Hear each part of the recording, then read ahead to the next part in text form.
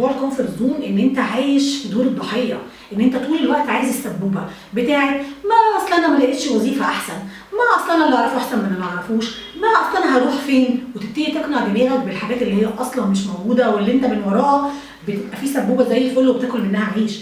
اصل بصراحه كل واحد في الكومفورت زون بيصعب على الناس قوي ويقعدوا يقولوا يا عيني يا حرام، طب هو لقى حاجه احسن؟ لا، هو الحقيقه ان هو ما فكرش. الكومفورت زون مميته، ولو كملت فيها صدقني مش هتوصل لاي حاجه.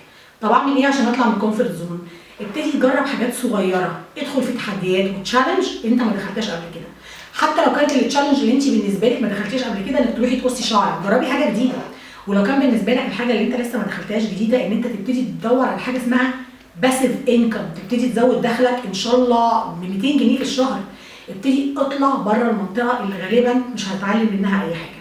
الكومفورت زون هي منطقه حلوه جدا جدا جدا، ما بندركش اخطائها غير لما نوصل لمرحله كل الناس سبقونا واحنا قاعدين في مكاننا، وساعتها قابل بقى الاكتئاب وقابل الاحباط وقابل كمان ان انت ممكن تكون في مكان انت ما تنتميش ليه اصلا. شكرا.